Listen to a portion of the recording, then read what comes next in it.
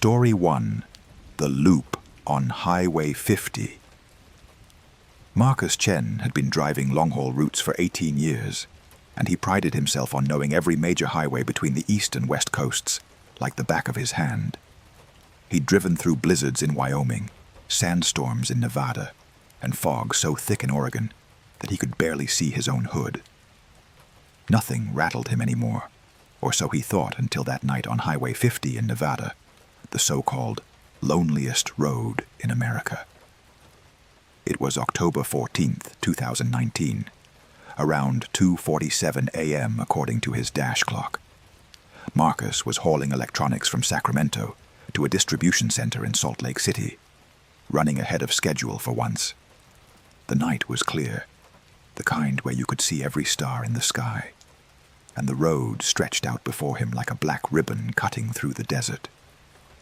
He'd just passed through Fallon about 40 minutes earlier and was making good time. The CB radio crackled occasionally with distant chatter from other truckers, but mostly it was just him, his thoughts, and the steady hum of his Freightliner's engine. He noticed the mile marker first, 112. He made a mental note because he'd need to stop for fuel in about 60 miles, and he liked to keep track. The highway was completely empty, not another vehicle in sight in either direction, which wasn't unusual for this stretch at this hour. The landscape on either side was typical high desert, scrub brush, distant mountains barely visible as darker shapes against the night sky, and the occasional reflective eyes of wildlife caught in his headlights. 20 minutes later, he glanced at his odometer, and then at the upcoming mile marker, illuminated in his headlights. 112. Marcus frowned. That couldn't be right. He'd been driving at a steady 65 miles per hour, hadn't stopped, hadn't even slowed down. He should be at mile marker 134 or thereabouts. He checked his speedometer again, 65, steady as always. He looked at his fuel gauge, down 1/8 of a tank from where it had been. The truck was definitely moving, definitely consuming fuel, but somehow he was at the same mile marker. He grabbed his CB radio. "Breaker, breaker, this is Nighthawk. Anyone got their ears on out here on Highway 50? Static. He tried again. Nothing but the empty hiss of dead air. That was odd too. There was always someone on the CB, especially the long haulers who used it to stay awake on these lonely stretches. Marcus checked his phone. No signal, which wasn't surprising out here. But the time display was glitching, flickering between 3:07 a.m. and 2:47 a.m. He kept driving, watching the mile markers carefully now. 112, then 113, 114, 115. Relief washed over him. Whatever weird glitch or moment of confusion that had been, it was over. He settled back into his seat, cranked up the classic rock station he'd been listening to, and tried to shake off the uneasy feeling settling in his gut. 15 minutes passed. He was singing along to a Sky Nerd song when the next mile marker appeared in his headlights, 112. Marcus's hands tightened on the steering wheel. His mouth went dry. This wasn't possible. He looked at his dash clock, 2:47 a.m., the same time as before. He looked at his fuel gauge, 3/4 of a tank, exactly where it had been the first time he'd seen mile marker 112. "Okay, Marcus, you're tired," he said aloud, his voice sounding strange in the cab's silence. "You're seeing things. Maybe you need to pull over, get some coffee, splash some water on your face." But he wasn't tired. He'd slept 6 solid hours that afternoon before starting this run. He felt wide awake, hyper alert even. He passed mile marker 112 and kept going, this time watching his odometer click over with each 1/10 of a mile. He counted the mile markers as they passed. 113, 114, 115, 116. He kept driving for what his dash clock said was 30 minutes. The odometer showed he'd traveled 32 miles. But when he looked at the next mile marker, it read 1:12. The time on his dash, 2:47 a.m. The fuel gauge, 3/4. Even the song on the radio was starting over. The opening guitar riff of Sweet Home Alabama, beginning again from the first note. Marcus's heart was pounding now. He slowed down, then stopped completely on the shoulder. He put the truck in park and sat there, breathing hard, trying to think rationally. He got out of the cab, and the desert air was cool against his face. The night was utterly silent, except for the ticking of his truck's cooling engine. The stars overhead looked strange, somehow too bright, and they didn't seem to be moving across the sky the way they should as the earth rotated. He walked around to the front of his truck, half expecting to see something wrong, some physical explanation for what was happening. The truck looked normal. He checked his trailer connection, secure. He looked up and down the highway, empty in both directions, the white dashed lines disappearing into darkness. In the distance, he could see what looked like a small reflective sign, maybe a rest area or scenic overlook marker. Getting back in the cab, Marcus made a decision. Instead of going forward, he'd turn around. He'd backtrack to Fallon, get off this highway, take an alternate route. It would add hours to his delivery time, but right now he didn't care. Something was fundamentally wrong with this stretch of road. He executed a careful U-turn, his trailer swinging wide across both lanes, and started heading back the way he'd come. The mile markers now descended, 111, 110, 109. He felt a surge of hope. This was working. He'd get back to Fallon, and everything would be normal again. He drove for 20 minutes, watching the markers count down, 108, 107, 106. His dash clock still read 2:47 a.m., frozen there like a broken record, but at least he was making progress. Then he saw it ahead. Mile marker, 1:12. His headlights illuminated the same reflective green sign with white numbers he'd now seen more times than he could count. No, no, no. Marcus hit the brakes, and his truck shuddered to a stop. The time, 2:47 a.m. Fuel, 3/4. The radio, beginning Sweet Home Alabama once again. He grabbed the CB radio, his hand shaking now. "This is Nighthawk on Highway 50. If anyone can hear me, I need help. Something's wrong. I'm stuck in some kind of..." His voice cut off. What was he stuck in? A time loop? That was insane. That wasn't real. But this was happening. This was real, whatever impossible category it fell into. Marcus sat there for a long moment, forcing himself to calm down, to think clearly. He was a practical man, a problem solver. There had to be a logical explanation, and if there wasn't a logical explanation, there had to be some way out. He couldn't just keep driving in circles forever. Could he wait it out? Just park here and wait for sunrise, for other cars to come by. He decided to try that. He pulled over onto the shoulder at mile marker 112, shut off his engine, and waited. He watched his dash clock, 2:47 a.m. He counted seconds in his head, watching the clock. 60 seconds passed, and the clock still read 2:47 a.m. He turned on his phone's timer and watched it count up. 1 minute, 2 minutes, 5 minutes, 10 minutes. But the dash clock never changed. After what his phone said was 45 minutes, he looked up at the sky. The stars were in exactly the same positions. The moon hadn't moved at all. Time was passing for him. He could feel it. His body was experiencing it. But the world outside seemed frozen at this specific moment. Then he had another thought. What if he just sat here? What if he waited in the truck until his delivery deadline passed, until the company sent someone looking for him? But would they? Would anything outside this stretch of highway ever change if time itself was frozen here? Panic was starting to set in. A cold dread unlike anything Marcus had ever experienced. He started the engine again and drove forward, past mile marker 112, accelerating faster this time, pushing the truck to 70, then 75. The mile markers ticked by. 113, 114, 115, 120, 125.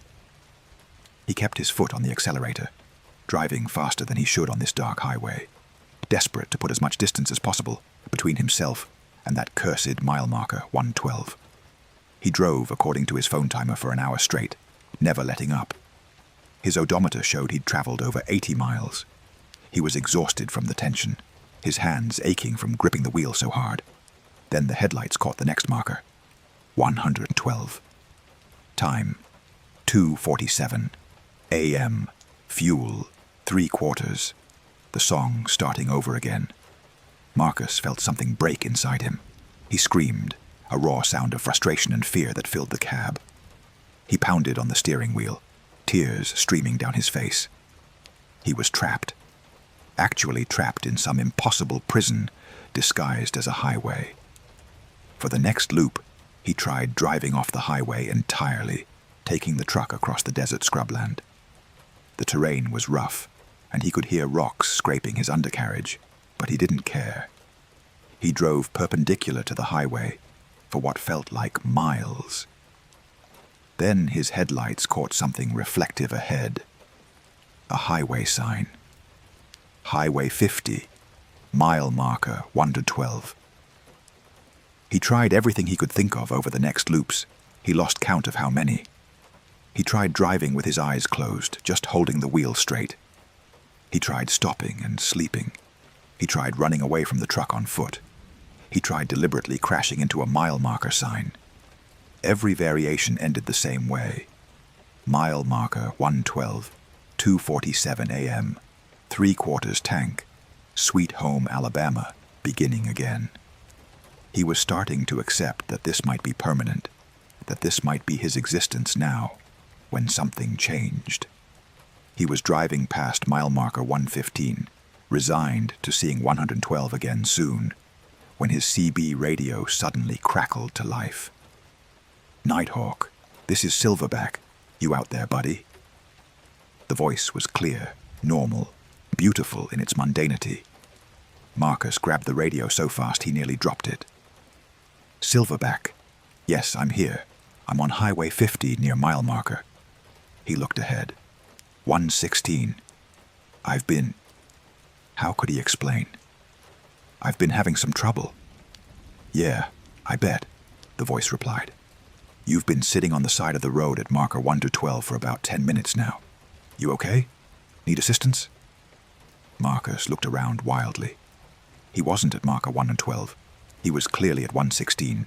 The sign was right there in his headlights. But then he noticed something else. The sky was different. Lighter.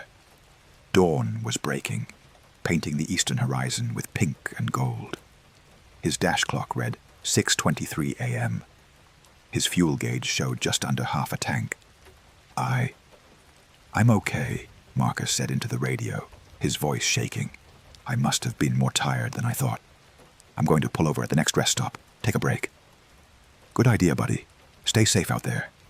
Marcus drove on, and this time, the mile markers continued normally. 117, 118, 119. The sun came up. A few cars passed him going the opposite direction. Everything was normal again. He checked his phone's log. From the time he'd first seen mile marker 112 until now, exactly 3 hours and 36 minutes had passed in the real world. But he'd experienced what felt like 6 or 7 hours of looping nightmare, maybe more.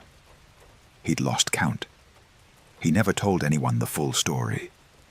He reported to his dispatcher that he'd pulled over for an extended rest break because he'd felt fatigued, which wasn't entirely a lie. The delivery was a day late, and he took the write-up without complaint. Marcus still drives trucks, still makes long-haul runs across the country. But he's never taken Highway 50 through that section of Nevada again.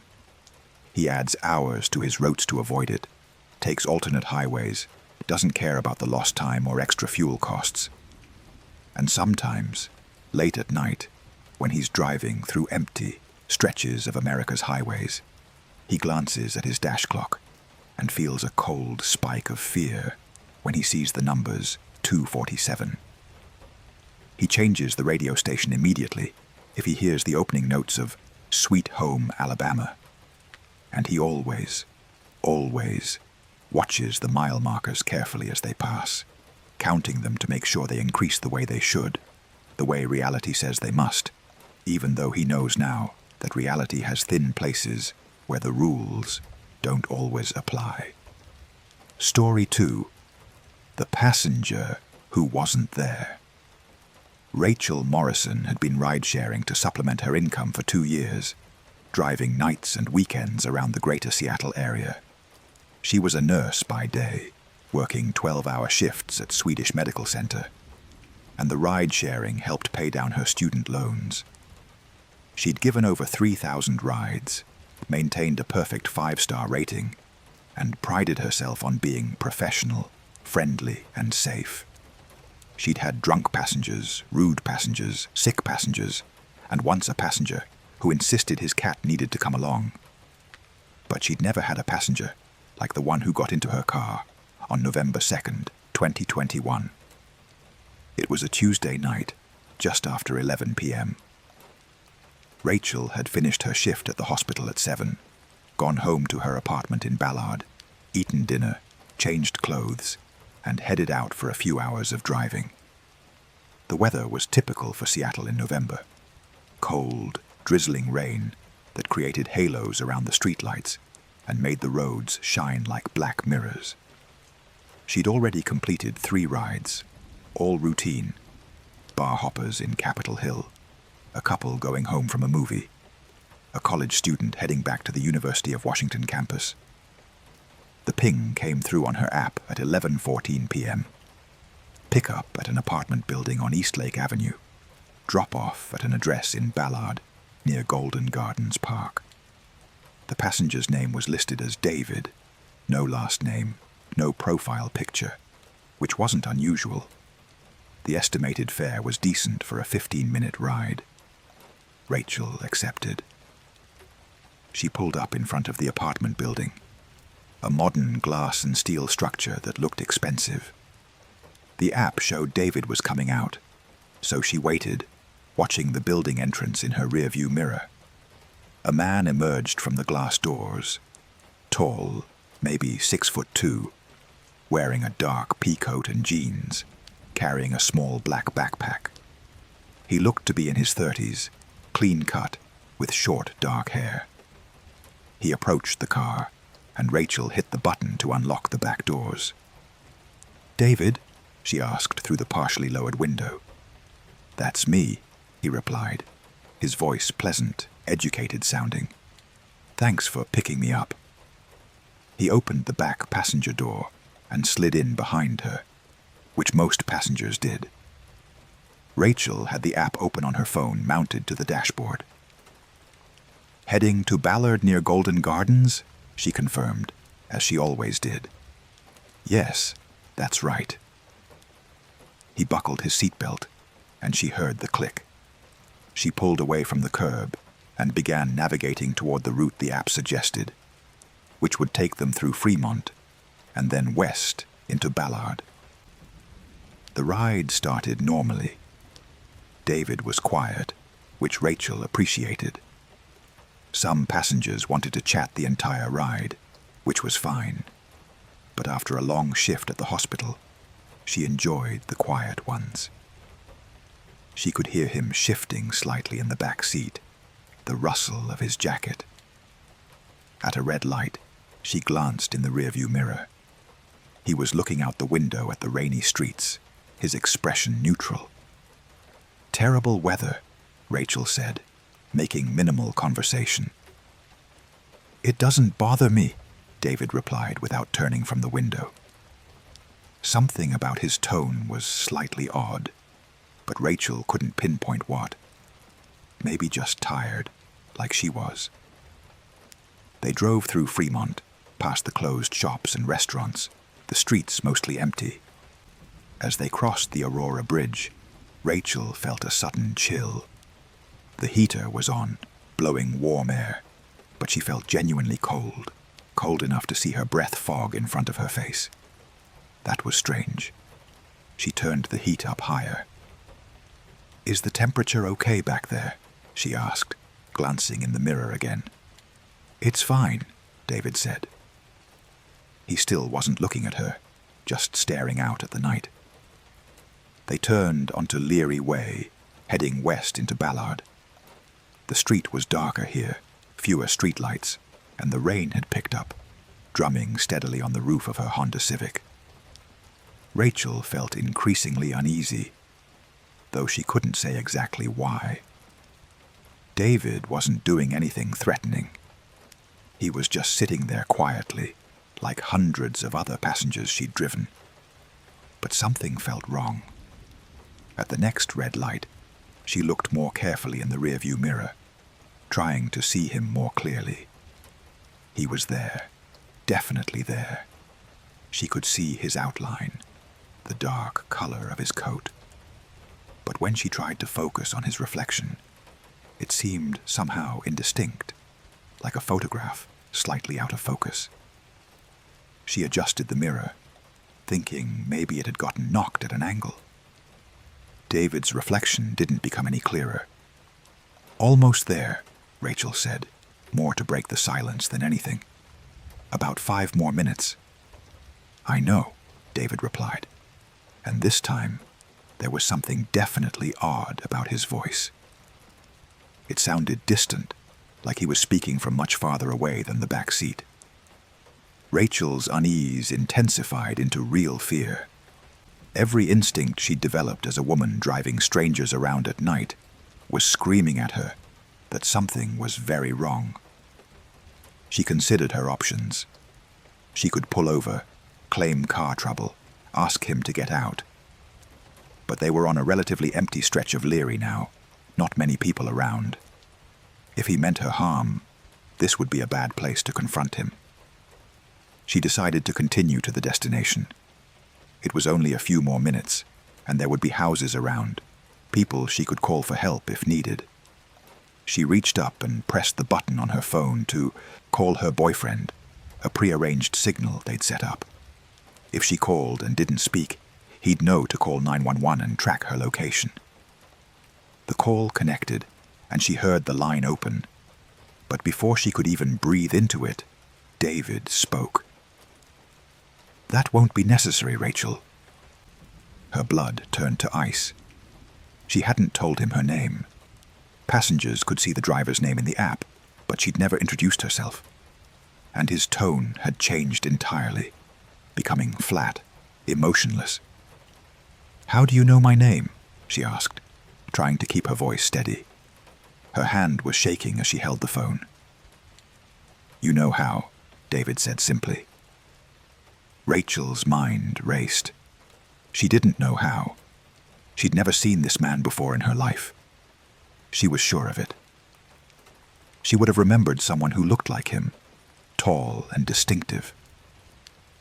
"I don't know what you're talking about," she said. "We're almost at your destination. You can get out there." "I'm already there," David said, and his voice now sounded even more distant, almost echo-like. "I've been there for 3 years." Rachel's hands gripped the steering wheel so hard, her knuckles went white. 3 years. Something about that time frame triggered a memory, something she'd pushed away, tried not to think about. 3 years ago, November 2018, a night very much like this one. She'd been driving rideshare then too, newer at it, less experienced. There had been an accident. "No," she whispered. "No, that's not—" "You remember," David's voice came from the back seat, barely audible now over the sound of the rain and her own pounding heartbeat. "You remember the bridge. You remember looking at your phone. You remember not seeing me until it was too late. The Aurora Bridge." Rachel's vision swam, and she nearly swerved off the road. She forced herself to focus, to keep driving, even as the memory she'd suppressed came flooding back. 3 years ago, November 2018, she'd been driving across the Aurora Bridge. It had been raining, just like tonight. She'd glanced down at her phone, just for a second, to check an address. When she looked up, there was someone in the road, a pedestrian crossing where they shouldn't have been. She'd swerved, felt the sickening thump of impact. She'd stopped, gotten out, but there was no one there. No body, no blood, nothing. She'd convinced herself she'd hit a garbage bag or debris, that the rain and darkness had played tricks on her. She'd driven away and never reported it, never told anyone. But she had hit someone. She knew it now, had maybe always known it if she was honest with herself. "I'm sorry," Rachel gasped, tears streaming down her face now. "I'm so sorry. I didn't mean to. I didn't see you. I know," David's voice said, so faint now it was barely there at all. "I know you didn't mean it, but I need you to know what happened. I need you to acknowledge it. I need you to make it right." "How?" Rachel sobbed. "How do I make it right? You're dead. I killed you. How can I possibly—" "Stop the car," David interrupted. Rachel pulled over onto the shoulder. They were near Golden Gardens now. She could see the dark expanse of Puget Sound beyond the park. She put the car in park and turned around to face the back seat, ready to face David, to face what she'd done. The back seat was empty, completely empty. No David, no backpack, no impression on the seat where he'd been sitting. The seatbelt hung unused, unbuckled, though she'd heard it click into place when he got in. Rachel's breath came in short gasps. She reached back and touched the seat, dry, not even damp from his wet coat. Her phone, still connected to the call to her boyfriend, suddenly transmitted his frantic voice. "Rachel? Rachel, what's wrong? Should I call the police?" I'm okay," she managed to say, though she wasn't sure that was true. "I'll call you back." She ended the call. She opened the ride-share app on her phone, with trembling hands. The active trip showed her location, the route she'd taken from Eastlake. But where it should have shown David's name and destination, the passenger field was blank. There was no record of anyone having requested this ride. She checked her recent rides. The last one listed was the college student she'd dropped off at University of Washington at 10:47 p.m. There was no trip after that. Rachel sat there in her car on the side of the road, rain pattering against the windows, trying to understand what had just happened. Had she imagined the entire thing? Some kind of hallucination brought on by guilt and stress. But it had felt so real. She'd heard him, seen him, heard the door open and close, heard the seatbelt click. She looked at the address app had displayed for David's destination, the one that had brought her here. She entered it into her GPS to see exactly where it was. The address led to a small street about 2 blocks from Golden Gardens. On impulse, Rachel decided to drive there, to see what was at that location. The street was quiet and residential, lined with modest houses, their windows mostly dark at this late hour. Rachel drove slowly, checking house numbers until she found the one that matched. It was a small, craftsman-style house, well-maintained, with a light on in the front window. In the driveway sat a car with a memorial sticker on the back window. Rachel could just make out the text in her headlights. "In memory of David Reeves, 1985 to 2018, forever in our hearts." Rachel pulled over and sat staring at the house. 2018, the year of her accident. David Reeves. She pulled out her phone and searched the name along with Seattle and 2018. It took a few tries, but she found it.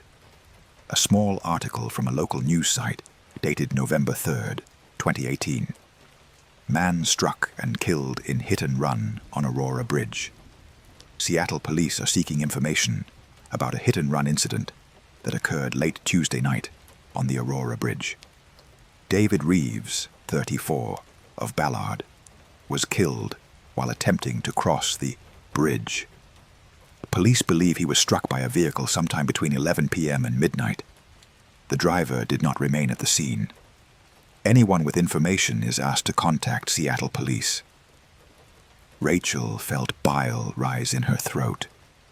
She'd killed him. She'd actually killed David Reeves, not hit a garbage bag or debris. She'd killed a real person with a real life, a family, people who loved him and missed him.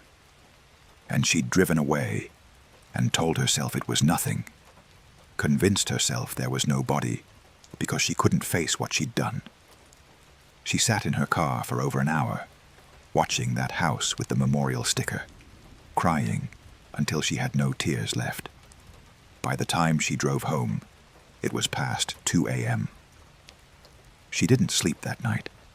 At 9 a.m., she walked into the Seattle Police Department's North Precinct station and asked to speak to someone about an unsolved hit and run from November 2018. The confession took hours. Rachel told them everything.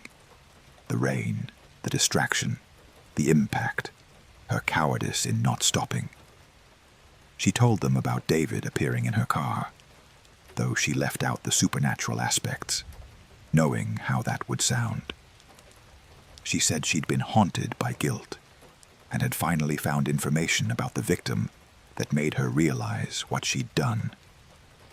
The legal consequences that followed were severe. Rachel was charged with vehicular manslaughter and hit and run resulting in death. She lost her nursing license pending the outcome of the trial. She lost her ride-share driving privileges permanently. She eventually pleaded guilty and served 18 months in prison, followed by probation. But more than the legal punishment, she had to face the Reeves family. David's mother, his sister, his uncle, who he'd been close to. She met with them, though they had no obligation to see her. She apologized, knowing it could never be enough. David's mother told her that the not knowing, the 3 years of no answers, no closure, had been its own form of torture. At least now they knew. At least now they could have some peace. Rachel was released from prison 14 months ago. She's no longer a nurse and can't be in the healthcare field with her criminal record. She works retail now, lives in a small studio apartment, takes the bus everywhere because she can't bring herself to drive. She attends therapy twice a week and goes to meetings for a support group for people dealing with guilt and trauma. She thinks about David Reeves every single day. She wonders if he really was in her car that night, if somehow his spirit or soul or consciousness, or whatever remains of us after death, had found a way to reach her, to make her face the truth, or if guilt and coincidence had simply created a vivid hallucination that led to her confession. She doesn't know, and she's accepted that she never will. What she does know is that she can never take back what she did on that rainy night in November 2018. She can never give David his life back, never undo the pain she caused his family. All she can do is carry the weight of it, acknowledge it, and try to live in a way that honors the life she took. Some nights she still feels that strange cold she felt in the car, and she whispers, "I'm sorry," to the empty air, hoping that wherever David is, he knows she means it. Story 3. The facility that shouldn't exist. Thomas Garrett had been a field service technician for industrial air conditioning systems for 12 years, and his job regularly took him to strange places. Abandoned warehouses being renovated, remote data centers in the middle of nowhere, underground storage facilities that felt like bunkers. He'd worked in sweltering rooftop mechanical rooms in Phoenix and frigid equipment closets in Anchorage. The work was good, paid well, and he liked the variety. But after March 17th, 2020, he started turning down certain assignments, specifically any that involved facilities he couldn't verify the existence of beforehand. The trouble started with what seemed like a routine work order. Thomas received an email from his dispatcher at 7:30 a.m. as he was finishing his coffee. Rush job. Customer needs HVAC repair ASAP at facility in western Montana. Location attached. Customer is pre-approved. Corporate account. Parts and fee already authorized. Need you there by noon. Thomas checked the attached location. GPS coordinates rather than a street address, which wasn't uncommon for remote facilities. He plugged them into his mapping app. The coordinates pointed to an area about 40 miles west of Missoula, Montana, in the Lolo National Forest.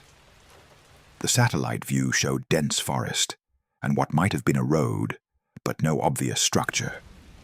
Also not that unusual. Many government and corporate facilities in remote areas kept a low profile. He loaded his service van with the parts specified in the work order: compressor components, refrigerant, standard tools, grabbed his tablet with the technical manuals, and headed out. The drive from his home in Coeur d'Alene, Idaho to the location would take about 2.5 hours. He made good time, stopping once for fuel in Superior, Montana, and arrived at the turnoff to the Forest Service Road at 11:40 a.m. The road was paved, surprisingly, but narrow and winding, cutting through thick stands of ponderosa pine and Douglas fir. There were no signs, no markers, just the GPS on his phone, counting down the distance to the coordinates. After about 6 miles, he saw it. A tall, chain-link fence with razor wire on top, extending into the trees in both directions. There was a gate with a guardhouse, automated by the look of it, with a card reader and intercom. Thomas pulled up to the gate and rolled down his window. Before he could reach for the intercom button, a mechanical voice came from the speaker. "State your name and business." "Thomas Garrett, Field Service Technician with Alpine Climate Systems. I have a work order for HVAC repair." There was a pause. Then the mechanical voice said, "Authorized. Proceed to Building C, Parking Area 3. Follow the blue line." The gate swung open smoothly. Thomas drove through, and the first thing he noticed was that there were no signs, no posted facility name, no government or corporate logos. The road beyond the gate was marked with painted lines: blue, red, green, yellow, each presumably leading to different areas. He followed the blue line as instructed. Through the trees, he caught glimpses of buildings, low concrete structures that looked like they'd been built to withstand a bomb blast, small and windowless. After another mile, the blue line led to a parking area next to a building labeled simply C, in white letters on gray concrete. There were a few other vehicles in the lot: a couple of dark SUVs, a white panel van, and a Jeep. Thomas parked and grabbed his tool bag and tablet. The entrance to Building C was a heavy metal door with another card reader. As Thomas approached, wondering if he'd need to call someone, the door simply clicked and swung inward slightly. Motion sensors, he figured. He pulled it open and stepped inside. The interior was cold, much colder than it should be, easily below 50 degrees. The corridor was lit with harsh fluorescent lights that gave everything a sterile, washed-out appearance. The walls were painted institutional beige, and the floor was polished concrete. There were no windows, no decorations, no signs indicating what this building was for. "Hello," Thomas called out. His voice echoed slightly. No response. He checked his phone for the work order details. "Report to maintenance supervisor upon arrival." But there was no name, no office number, and his phone now showed no signal. He walked down the corridor, his footsteps echoing.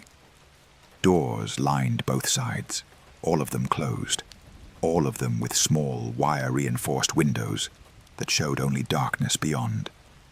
There were no nameplates, no room numbers, nothing. Thomas felt increasingly uneasy. This was wrong. Facilities always had signage, always had people around, especially if they'd called for rush HVAC service. At the end of the corridor, there was a junction with 3 options: left, right, or straight ahead, to a stairwell marked with an arrow pointing down. Thomas stood there, uncertain. He pulled out his phone to call his dispatcher, but there was still no signal. He tried anyway. Nothing. "This is ridiculous," he muttered. He was about to turn around and leave, work order be damned, when he heard it. A sound like air rushing through ducts, but with a strange rhythmic quality to it, almost like breathing. It was coming from the stairwell. Professional curiosity overrode his unease. If the HVAC system was making that sound, there was definitely something wrong with it, and it was his job to fix it. He opened the stairwell door and started down. The stairs were metal grating, and the walls were bare concrete. The sound grew louder as he descended, that rhythmic rushing in and out, in and out. The stairs went down 2 levels and ended at another heavy door, this one marked "Mechanical, Authorized Personnel Only." Thomas tried the handle, unlocked. He pushed it open and stepped into a large room filled with industrial HVAC equipment, air handlers, chillers, ductwork, electrical panels, the works. It was a standard setup for a facility this size, though the equipment looked newer and more sophisticated than most installations he worked on. But the sound wasn't coming from the machinery. The equipment was running, but quietly, normally. The breathing sound was coming from somewhere else, somewhere deeper. Thomas walked through the mechanical room, following the sound to the far wall, where there was another door, smaller than the others, that looked like it had been added later. It didn't match the construction of the rest of the room. He opened it and found another stairwell, this one much cruder, with rough concrete walls and dim emergency lighting. The breathing sound was definitely coming from below. Thomas hesitated. This was beyond the scope of his work order. This was getting into territory that felt dangerous, though he couldn't say exactly why. He should leave. He should go back up, get in his van, and drive away. But there was something compelling about that sound, something that pulled at him. He needed to know what was making it. Thomas descended the crude stairwell. It went down much farther than the previous one, at least 5 or 6 stories worth of depth. The air grew progressively colder and damper. His breath fogged in front of him. The breathing sound was very loud now, reverberating off the concrete walls. At the bottom was a corridor even more roughly constructed than the stairwell, like it had been carved out of the rock in a hurry. The fluorescent lights here flickered intermittently, creating a strobe effect that made movement seem jerky and unreal. The corridor extended about 50 feet and ended at a large circular door that looked like something from a submarine or a bank vault. The breathing sound was coming from beyond that door. And now Thomas could feel it too. Pressure changes in the air that matched the rhythm of the sound, like the entire underground structure was inhaling and exhaling. The circular door wasn't fully closed. There was a gap of a few inches. Thomas walked toward it, his hands trembling now, part of him screaming to turn back, while another part was transfixed, unable to stop. He reached the door and peered through the gap. Beyond was a larger chamber, dimly lit by red emergency lights. And in the center of that chamber was something that Thomas's mind struggled to interpret. something organic and massive that pulsed and moved with that rhythmic breathing. It wasn't machinery. It wasn't anything man-made at all. It was flesh, or something like flesh, pale and veined, formed into a shape that hurt to look at directly. A configuration that seemed to exist in more dimensions than Thomas's eyes could properly perceive. It was connected to cables and tubes and equipment that looked medical or scientific, and the whole assembly was breathing, contracting and expanding, in and out, in and out. Thomas staggered backward, his mind reeling. What was this? Some kind of classified experiment? A biological weapon? An alien life form? Nothing about what he was seeing made sense, fit into any framework of reality he understood. He turned and ran. Back up the crude stairwell, through the mechanical room, up to the main level, down the corridor, out the entrance. He was gasping for breath by the time he reached his van, fumbled with the keys, started the engine. He drove toward the gate faster than he should have, following the blue line in reverse. The gate was closed. Thomas slammed on the brakes. He got out and ran to the card reader, pressed the intercom button. "Let me out! Open the gate!" The mechanical voice responded. "Departure not authorized at this time. Please return to your assigned area." "Open the fucking gate!" Thomas shouted. Nothing. The gate remained closed. He looked around frantically. The fence extended into the trees, too tall to climb with the razor wire on top. He could try to ram the gate with his van, but it looked heavy-duty, and he'd probably just wreck his vehicle. His phone still had no signal. He was trapped. Thomas stood there for several minutes, trying to think. Then he heard vehicles approaching from behind him. 2 of the dark SUVs he'd seen in the parking area. They stopped, and 4 people got out, all wearing dark uniforms with no insignia. They didn't point weapons at him, but their posture made it clear they were prepared to. "Mr. Garrett," one of them said, a woman with short blonde hair and an expression of professional concern. "We need you to come with us. There's been a misunderstanding." "What is this place?" Thomas demanded. "What the hell is that thing down there?" "We'll explain everything," the woman said. "But we need to do it properly, in a controlled setting. Please come with us. I promise you're not in danger." Thomas didn't have many options. He went with them back to Building C, but this time to a different section, a conference room that looked normal, almost aggressively normal, with a table, chairs, a whiteboard, and a coffee maker. They sat him down, offered him coffee, which he declined, and then a man in a suit arrived, carrying a leather folder. "Mr. Garrett, I'm Dr. Morrison," the man said, sitting across from him. "First, I want to apologize. You should never have been brought here. There was an error in our work order system.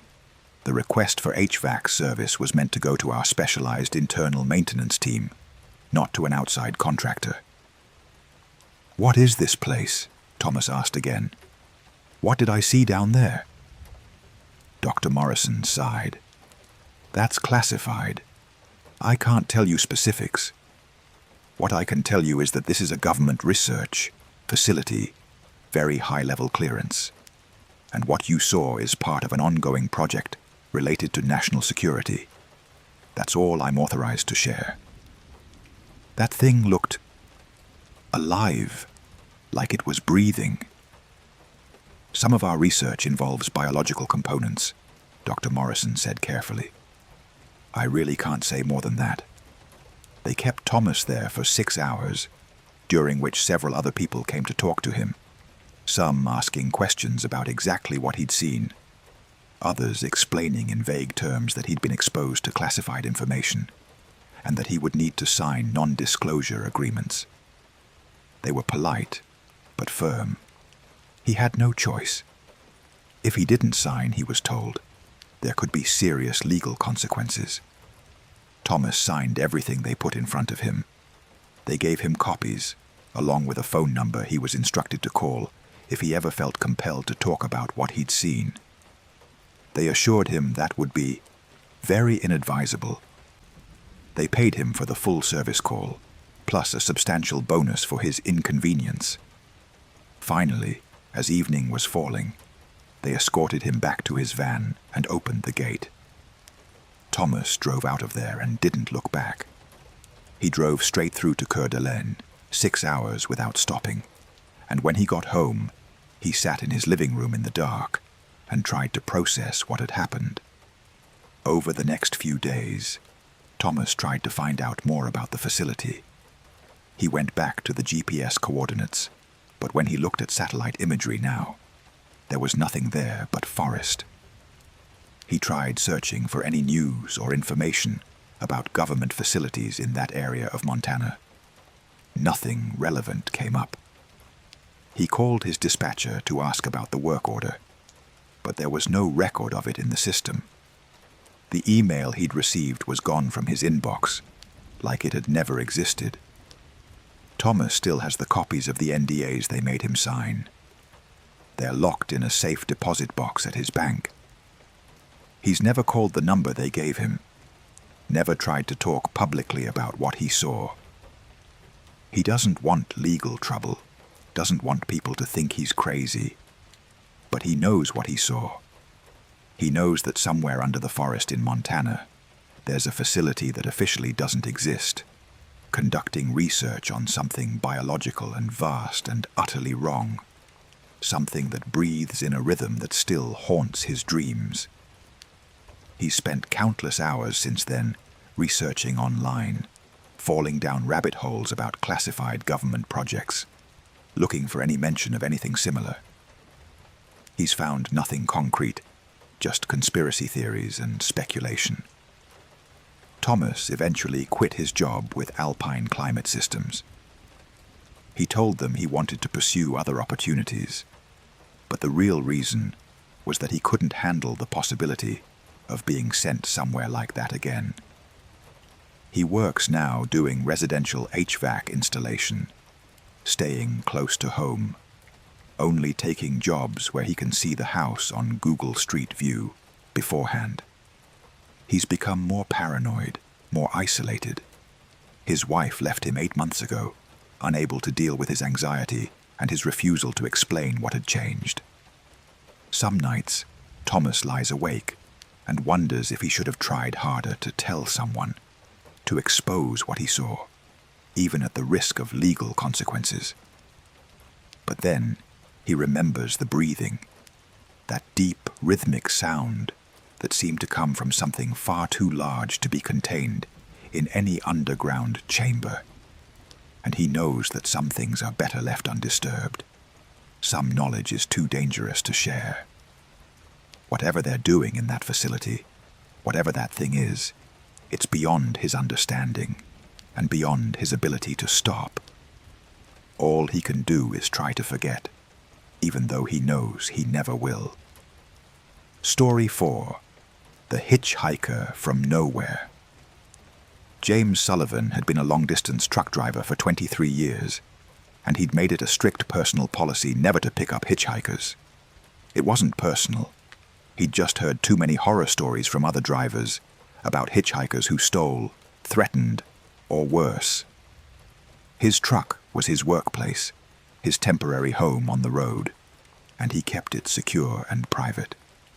But on the night of August 8th, 2022, driving through the emptiness of eastern Wyoming on Interstate 80, James broke his own rule, and he's been trying to understand why ever since. It was 3:30 a.m. according to his dash clock, and James was about 6 hours into a 10-hour haul from Omaha to Salt Lake City.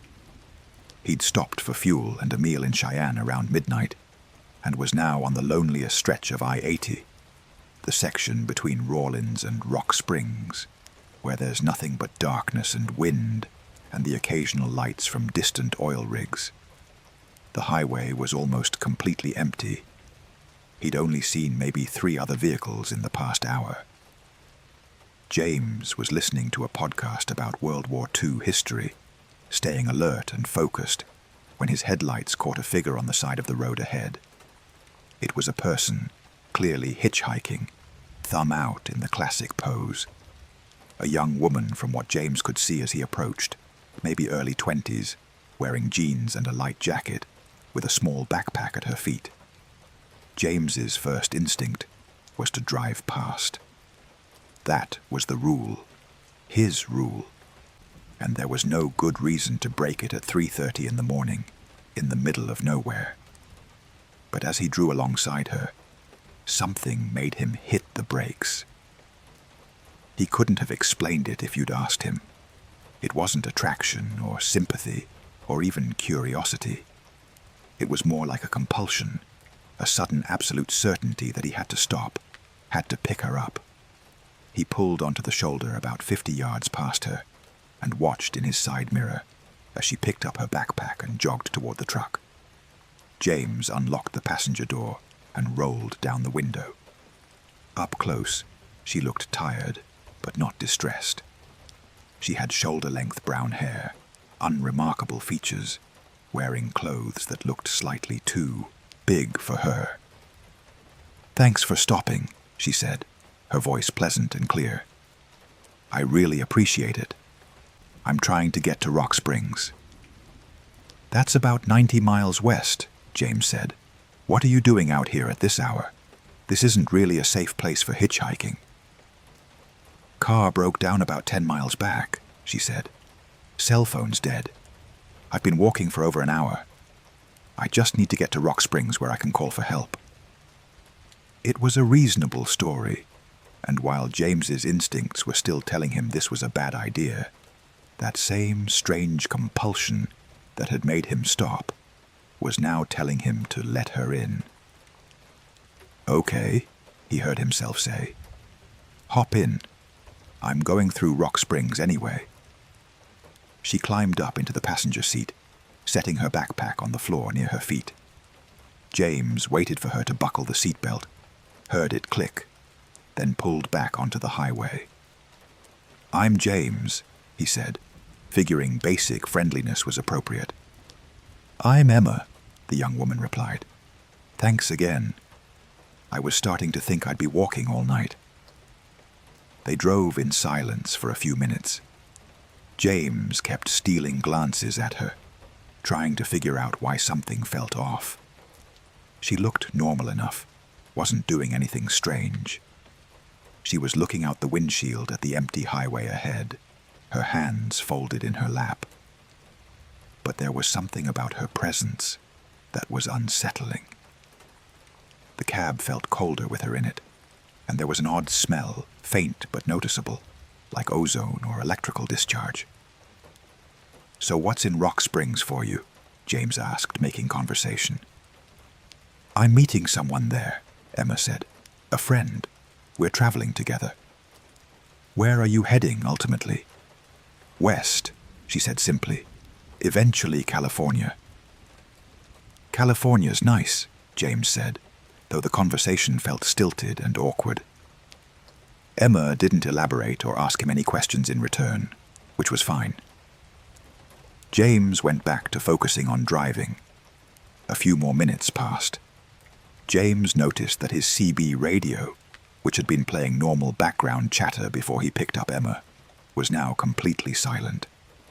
Not just quiet, but totally dead. No static, nothing. He reached over and checked it. Still on, still powered, just not receiving anything. "My CB's acting up," he said, more to himself than to Emma. "Electronics do that sometimes," Emma replied neutrally. Another few miles. James started feeling increasingly uncomfortable. Emma hadn't moved at all since getting in, hadn't shifted position, hadn't adjusted her seatbelt or touched her backpack. She was just sitting there, staring ahead, her hands in her lap. It wasn't natural. Everyone fidgets eventually, especially in a moving vehicle. "So Emma, where'd you say your car broke down?" James asked, trying to get more information, trying to understand the growing dread in his gut. I didn't say exactly, Emma replied, but it was back near exit 219, around there. James thought about that. Exit 219 was about 25 miles east of where he'd picked her up. If she'd been walking for an hour, she would have covered at most 3 or 4 miles. The math didn't work. You walked 20 miles in an hour, he asked, trying to keep his tone casual. Did I say 20 miles? Emma's head turned toward him for the first time since getting in, and James felt his blood run cold. Her eyes were wrong, not in an obvious way. They were normal-looking eyes, brown and unremarkable. But they didn't reflect light the way eyes should. His instrument panel cast a greenish glow in the dark cab, and it should have been reflecting in her eyes. Instead, they seemed flat, lightless, like looking into painted eye sockets. You said exit 219, James replied, his hands tightening on the steering wheel. That's 25 miles back. I must have lost track of the time, Emma said. It was a long walk. Felt shorter than it was, maybe. That didn't make sense, but James didn't push it. He was starting to realize that he'd made a terrible mistake picking up this woman, this thing, whatever she actually was. He needed to get her out of his truck as quickly as possible. Rock Springs was still over 70 miles away. That was too long. He needed another option.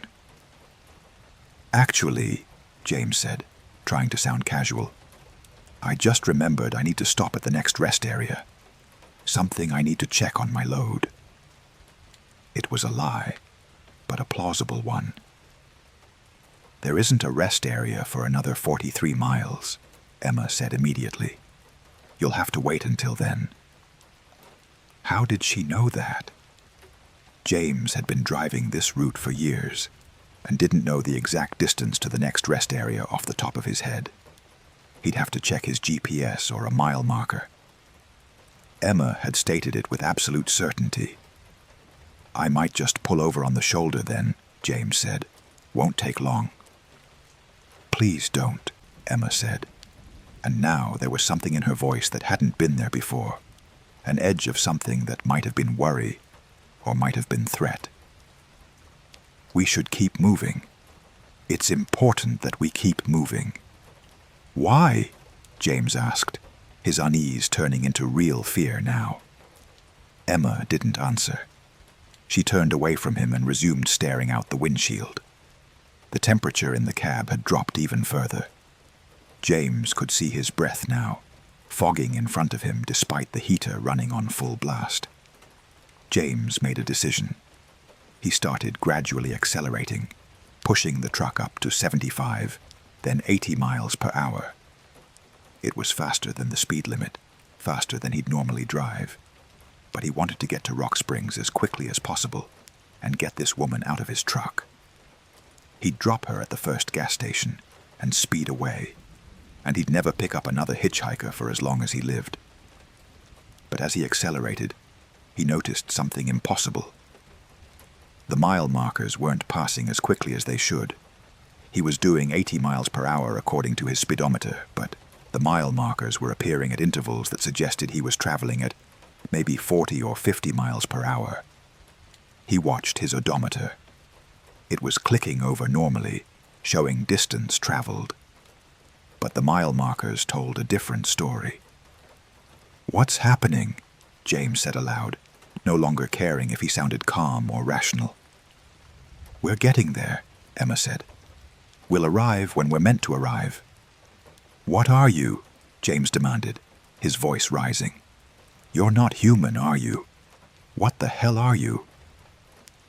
Emma finally turned to look at him fully, and now her face looked different too. The features slightly blurred, like a photograph with too long an exposure.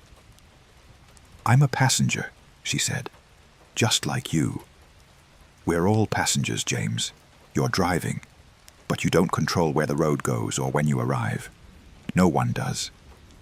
Get out, James said. Get out of my truck right now. He started hitting the brakes, pulling onto the shoulder. I can't, Emma said, and now her voice sounded sad, almost apologetic. I don't work that way. I need to get to Rock Springs. I need you to take me there. That's my purpose, my function. I can't leave until that's completed. The truck came to a stop on the shoulder. James threw it into park and turned to face Emma. I said, get out. He reached across to open her door, to push her out if necessary. His hand passed through her arm as if it were made of smoke. He yanked his hand back, staring in horror. Emma looked down at her own arm, seeming surprised. Oh, she said quietly. I didn't realize it had progressed that far. I'm sorry, James. I'm fading. I don't have much time. What are you talking about? James was breathing hard, verging on panic. I died, Emma said simply, matter-of-factly. 3 years ago, about 15 miles west of here. Car accident, middle of the night, just like this. I was alone, and I'd run out of gas, and I was trying to walk to Rock Springs to get help. A truck hit me. The driver probably never even saw me, just kept going. I died on the side of the road, and no one found me for 2 days. James felt sick. You're a ghost? I don't know what I am exactly, Emma said, but I couldn't move on. I kept trying to get to Rock Springs, kept trying to reach my destination. And sometimes, when conditions are right, when someone stops, I can manifest, I guess. Try again. But I never make it. I always fade before we arrive. Why? James whispered. Why do you need to get to Rock Springs? My daughter is there, Emma said, and now her voice was definitely sad, filled with a grief that was bottomless. She was 3 years old when I died. She's 6 now. She lives with her father. I just want to see her one more time. I want to make sure she's okay. That's all. Then maybe I can rest. James sat there, his heart pounding, looking at this woman who was and wasn't there, who was fading even as he watched, her edges becoming less defined, more translucent. I'll take you, he found himself saying. I'll get you there. Just don't do anything else weird, okay? Just sit there, and I'll drive, and we'll get you to Rock Springs. Emma smiled, a genuine expression of gratitude that made her briefly look more solid, more real.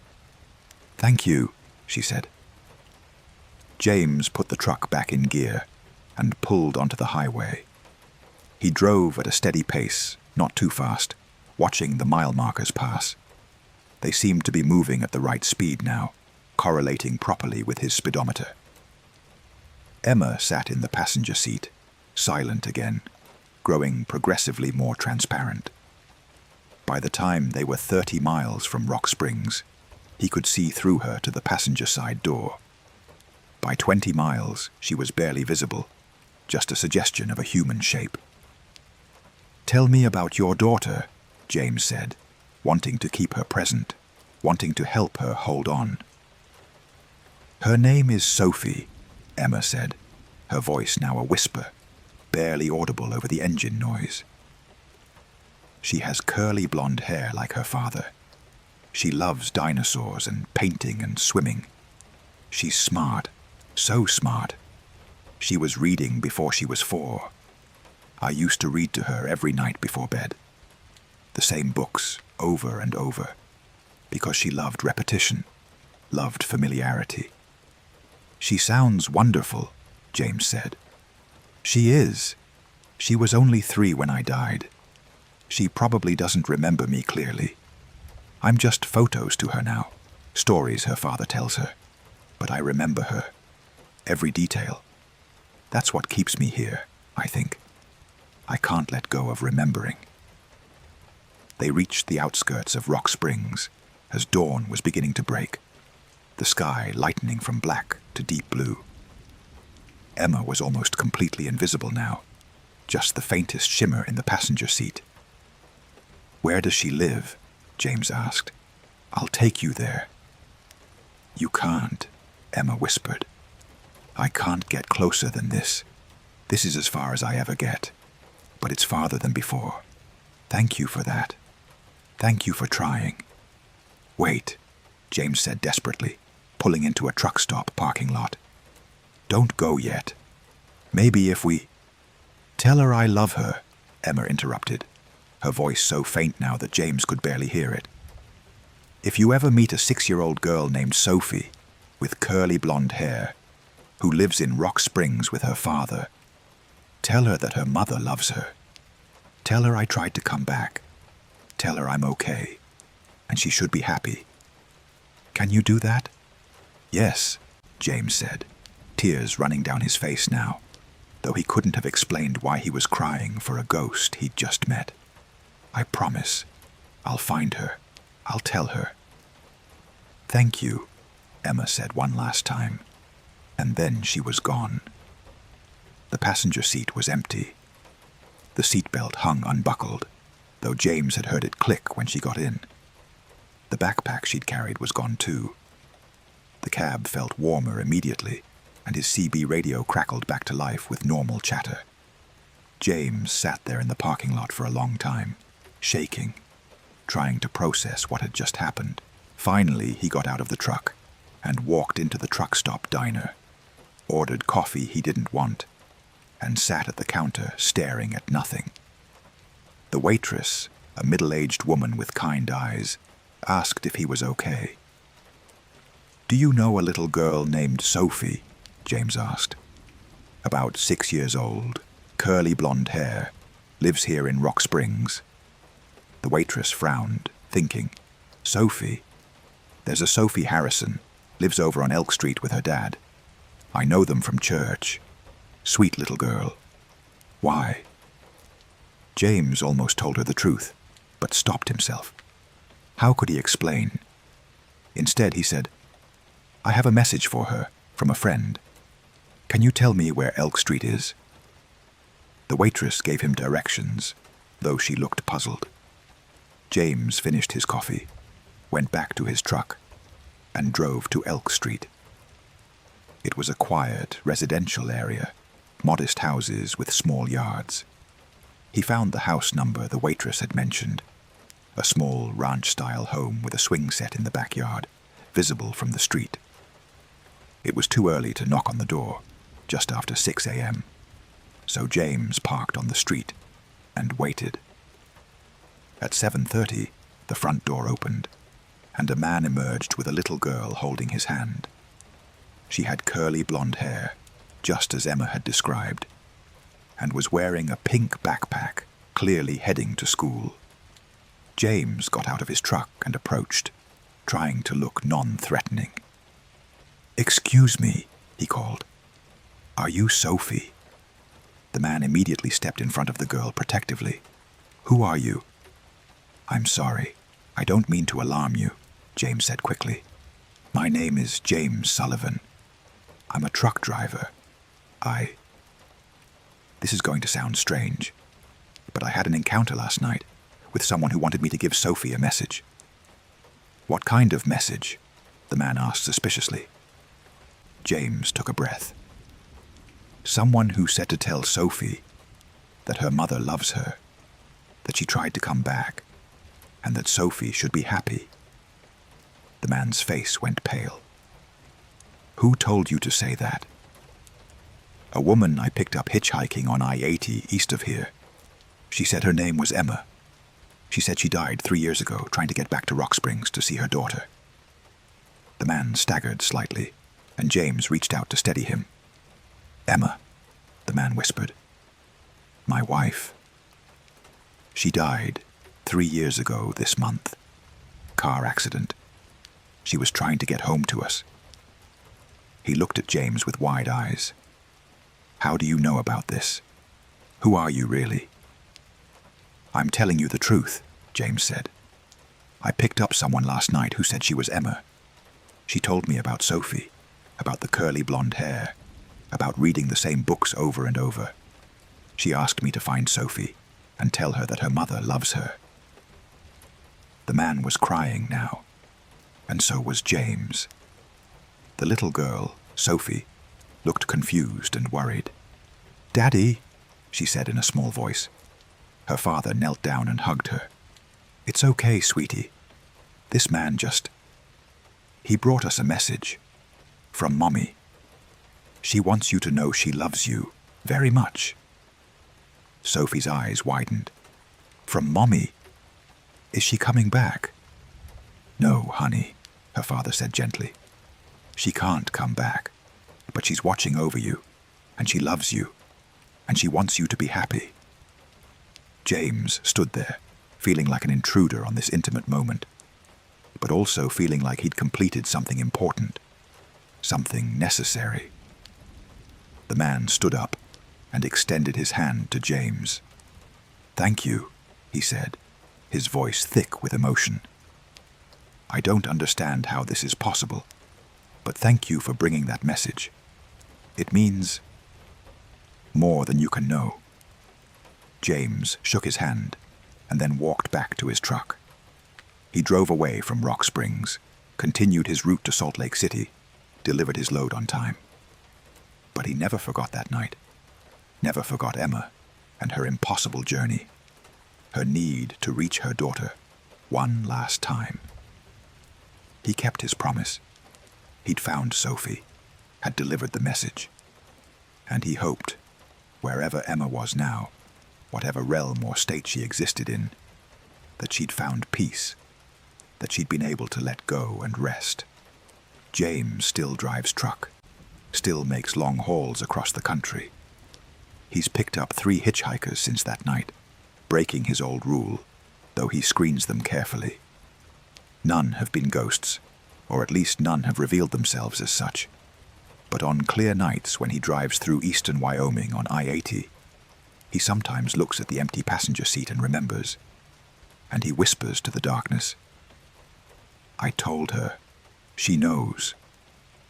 You can rest now." And the cab always feels a little warmer after he says it, a little less lonely, like maybe someone heard him and was grateful. Story 5. The Mile Without Exit. Jennifer Park had been driving for 11 hours straight when she decided she absolutely had to pull over. It was July 23rd, 2021, just past midnight, and she was somewhere in the middle of Kansas on Interstate 70, making the long drive from Denver to her parents' house in St. Louis for a family emergency. Her father had suffered a heart attack, and she'd left Colorado that afternoon as soon as she got the call, stopping only twice for gas and food. But now, her eyes were burning from fatigue. Her back ached from sitting so long, and she was starting to see the beginning signs of highway hypnosis, that dangerous state where you zone out and can't remember the last few miles you've driven. She needed to stop, needed to rest for at least 20 minutes, splash water on her face, maybe walk around a bit to get her blood flowing. According to her GPS, there was a rest area coming up in 6 miles. Jennifer focused on staying alert for that distance, cranking up the music, rolling down her window to let the warm night air blow in. The rest area sign appeared in her headlights. Rest area 1 mile. Jennifer felt relief wash over her. Just 1 more mile. She could make it 1 more mile. But when she'd driven what felt like a mile, watching her odometer click over the distance, there was no rest area, no exit, no sign, nothing. Just the highway continuing endlessly into the darkness. Jennifer frowned. Maybe she'd misjudged the distance, or maybe her odometer was slightly off. She kept driving, watching more carefully now. Another mile passed according to the odometer. Still no rest area. Another mile. Nothing. She checked her GPS. It showed she should be right at the rest area location, the blue dot of her car directly on top of the rest area icon. But there was nothing around her except empty highway. "What the hell?" Jennifer muttered. She was too tired for this. Maybe the rest area was closed and she'd somehow missed a sign about it. But that didn't explain why there was no exit, no off-ramp at all. Rest areas didn't just disappear. She decided to keep going to the next rest area or town. Her GPS showed a small town called Grover, about 12 miles ahead. She could stop there, find a gas station, rest for a bit. 12 miles. She could stay awake for 12 more miles. Jennifer drove. The highway was completely empty, not another car in sight in either direction, which was unusual even for rural Kansas after midnight. There was usually at least some traffic, trucks making long hauls, other travelers. But tonight it was just her and the dark and the white lines of the highway, scrolling endlessly beneath her tires. She watched her odometer. 1 mile, 2 miles, 5 miles, 10 miles. The GPS said she was getting close to Grover. 11 miles, 12 miles. According to the GPS, she should be entering the town. But there were no lights, no buildings, no sign welcoming her to Grover. Just more highway, stretching on into darkness. Jennifer's heart started beating faster. This wasn't right. She pulled over onto the shoulder and stopped, putting her car in park. She checked her phone. No signal, which wasn't that unusual in rural Kansas, but still concerning. She looked at the GPS again. It showed her position as being in the middle of Grover, Kansas. But looking out her windows, there was nothing. Not just no town, but nothing at all. No farmhouses in the distance, no lights from oil rigs or cell towers, no road signs, nothing. Just flat, dark land extending to the horizon on both sides of the highway. Jennifer got out of her car, and the first thing she noticed was the silence. Complete, absolute silence. No wind, no insects, no distant sounds of civilization. Nothing.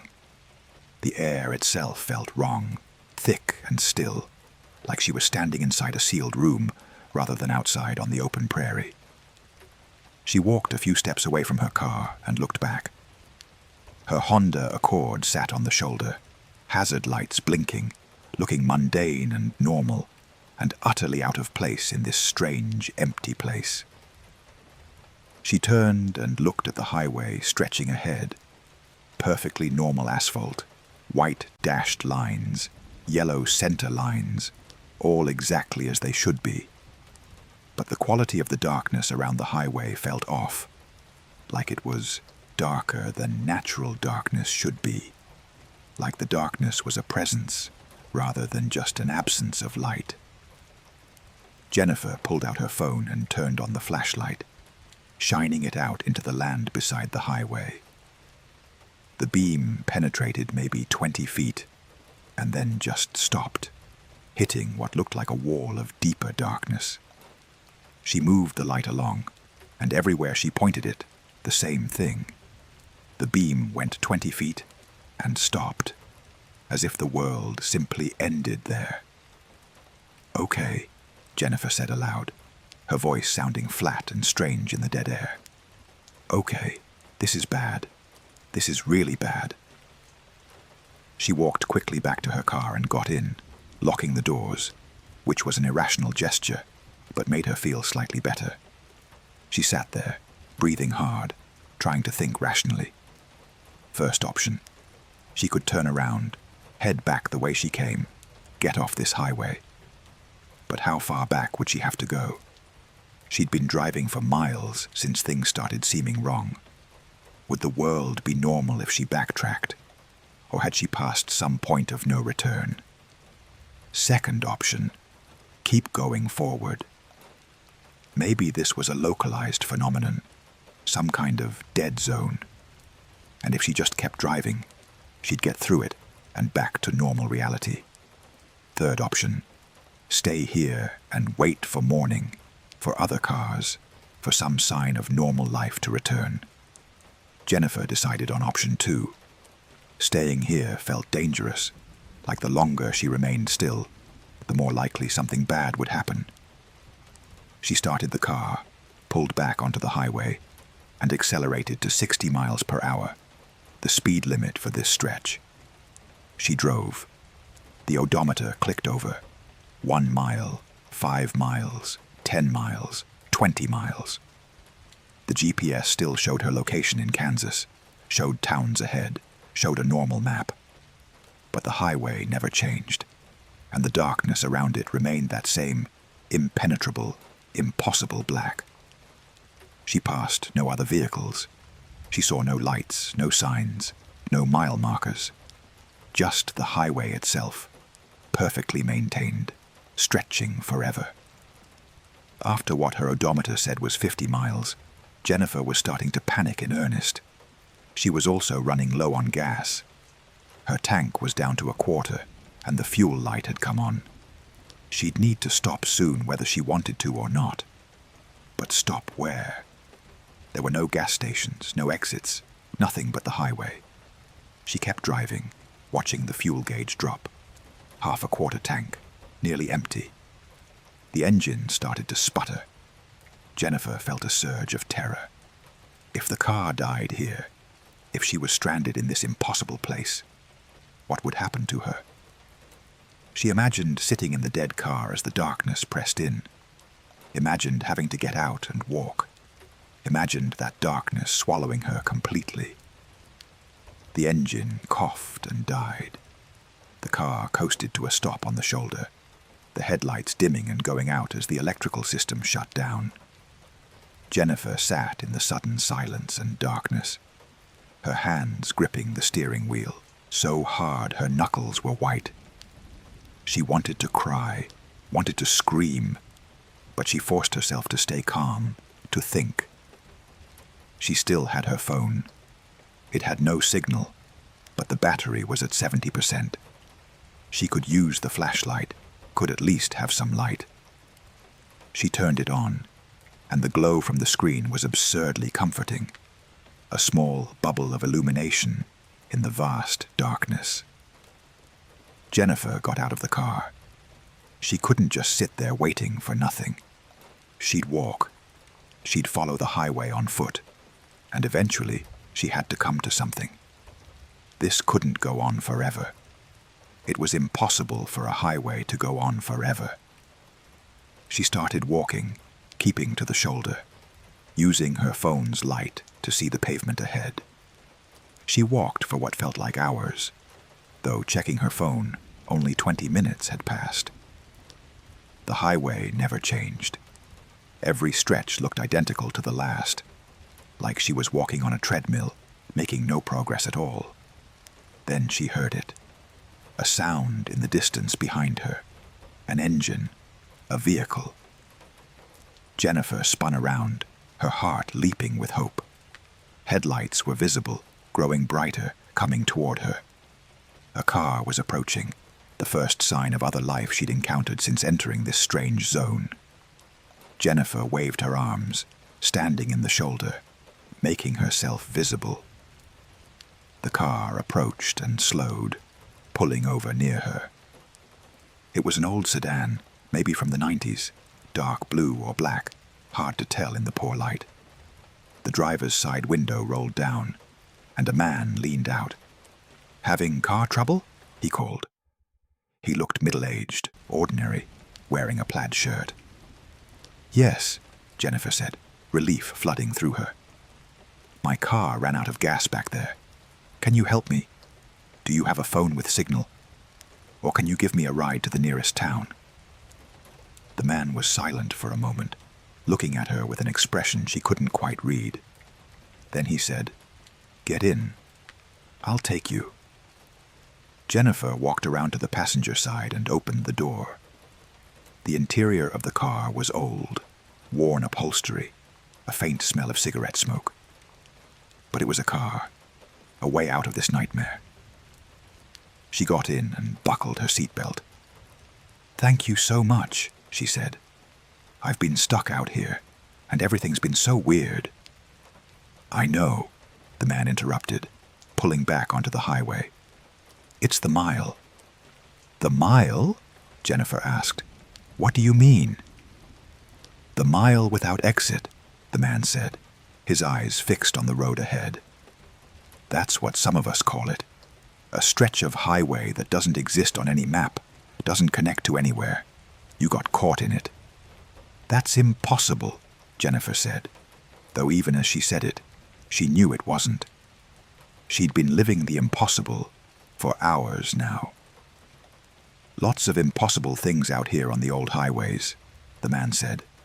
Thin places where the world doesn't work right. Most people never find them. But sometimes, if conditions are right, if you're tired enough, distracted enough, you can slip through, enter the mile. How do I get out? Jennifer asked desperately. That's the question, the man said. Some people find their way out eventually. Some don't. I've been driving this mile for longer than I care to count, looking for the exit. Jennifer looked at him more closely. Now that her eyes had adjusted to the dim light from the dashboard, she could see that something was off about him. His skin looked strange, almost translucent, and his eyes were hollow, empty. How long? She whispered. Hard to say, the man replied. Time doesn't work right here. Could be months, could be years, could be decades. He glanced at her briefly, and she saw something like pity in those hollow eyes. I'm sorry you're here. I stop for everyone I find, try to help, but I've never found the exit. I just keep driving, hoping maybe this time will be different. No, Jennifer said firmly. No, I'm not staying here. There has to be a way out. There has to be.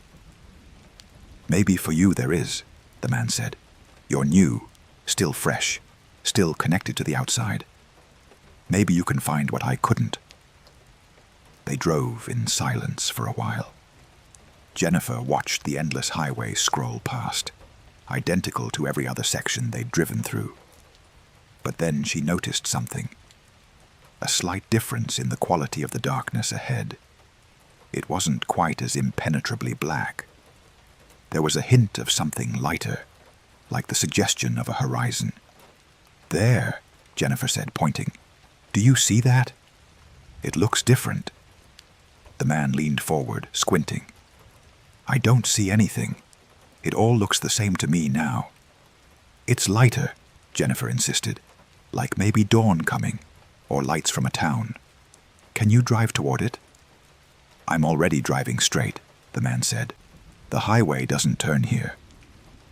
But Jennifer could see it now more clearly. A lightness ahead, growing brighter, and shapes, silhouettes, that might be buildings or trees. It's there, she said. I can see it. You have to see it. Maybe you can see things I can't anymore, the man said quietly. Maybe you still have a chance. He pulled over to the shoulder and stopped. Get out and walk toward what you see. Don't look back. Don't stop. Just walk, and maybe you'll make it out. Jennifer looked at him, this sad, hollow man trapped in an impossible place. Come with me, she said.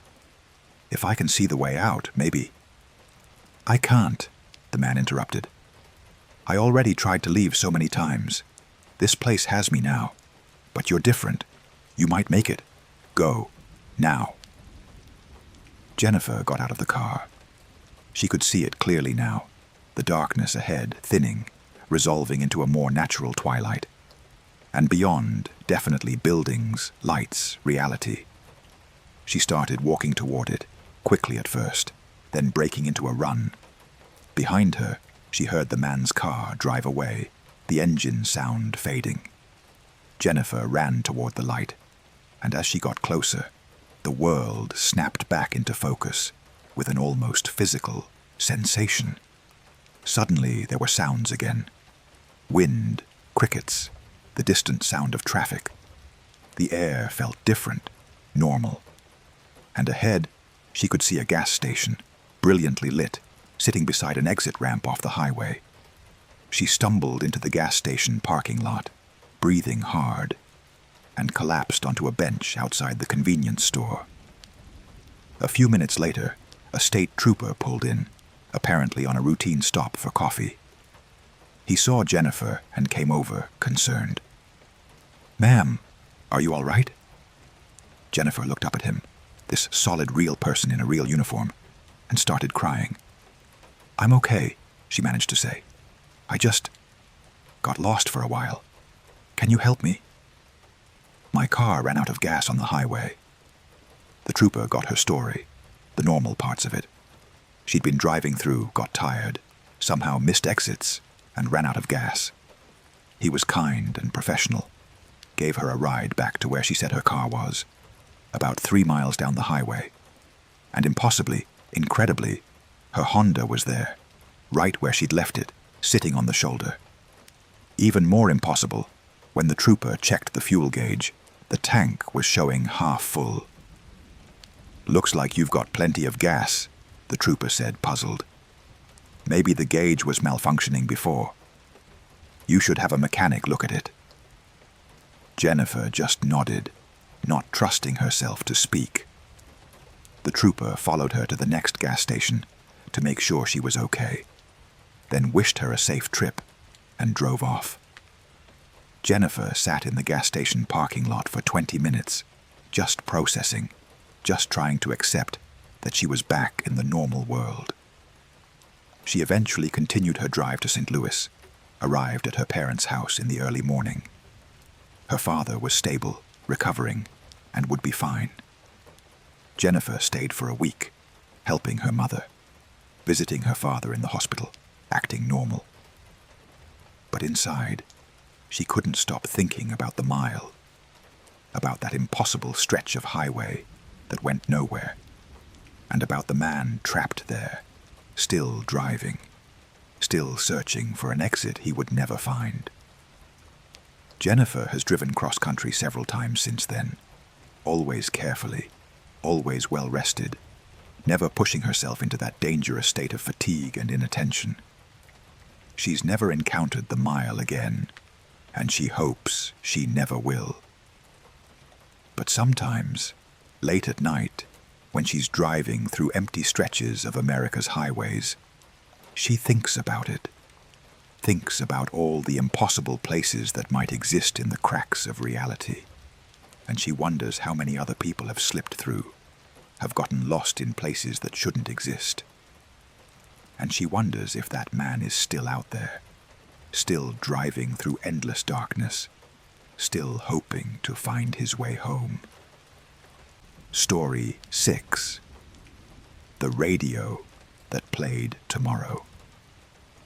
Martin Hayes had worked as a field auditor for a telecommunications company for 15 years, which meant he spent a lot of time driving between cell tower sites, equipment facilities, and remote installations across the Pacific Northwest.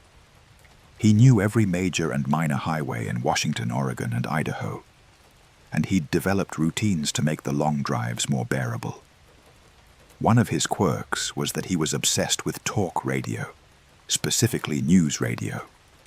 He'd cycle through stations constantly, catching news updates, weather reports, traffic conditions, anything to keep his mind engaged during the endless hours behind the wheel. On February 11th, 2023, Martin was driving from Seattle to a cell tower site near the Idaho border, about a 6-hour trip through the Cascade Mountains. It was late afternoon, around 4:30 p.m., and he'd left Seattle after lunch. The weather was typical for February in the mountains. Cloudy, cold, threatening snow, but not quite delivering. Martin was listening to a Seattle news station, catching the afternoon headlines, local politics, a traffic accident on I-5, weather forecasts.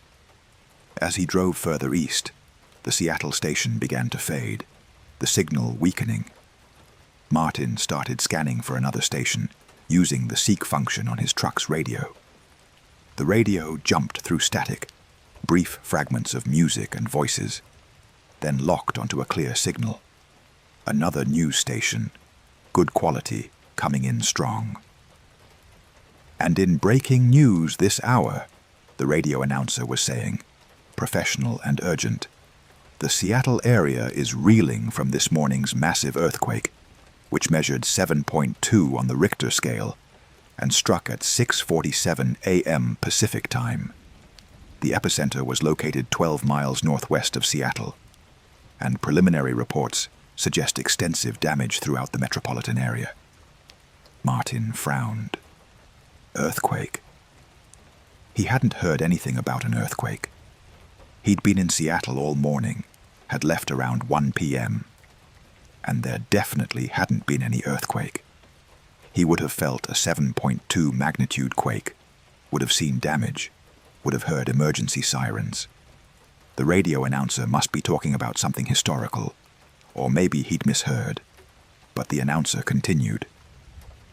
Emergency services are overwhelmed as they respond to collapsed buildings, particularly in the Pioneer Square and International District areas. The Alaskan Way Viaduct has partially collapsed.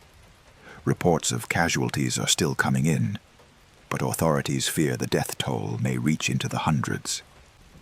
Governor Mitchell has declared a state of emergency and requested federal assistance. Martin felt a chill run down his spine. This wasn't a historical report. The announcer was using present tense, talking about this morning, and mentioning Governor Mitchell, who was the current governor of Washington. But there hadn't been an earthquake. Martin checked his phone. No emergency alerts. No text messages from his company's emergency notification system. Nothing. He had signal out here. Not great, but adequate. And if there had been a major earthquake in Seattle a few hours ago, he would have received dozens of notifications. He kept listening to the radio, increasingly disturbed. The announcer brought on a guest, a seismologist from the University of Washington, who explained that the earthquake had occurred on a previously unknown fault line and had caught everyone by surprise. They discussed the structural damage, the response efforts, the likelihood of aftershocks. It all sounded completely legitimate, professional, real. Martin tried calling his wife, who worked in downtown Seattle. The call wouldn't connect, just rang and rang with no answer. He tried his office. Same thing. It rang, but no one picked up. That was strange. Even if there had been an earthquake, someone should be answering phones. He tried texting. "Are you okay? Hearing about earthquake?" The text showed as sent, but not delivered. The radio continued with its earthquake coverage. They went to a reporter in the field, a woman speaking from what she said was the University District, describing damaged buildings and frightened crowds. Then they cut to the mayor of Seattle making a statement, urging people to stay calm and follow emergency procedures. It was the current mayor. Martin recognized his voice. The statement sounded real, unrehearsed, emotional.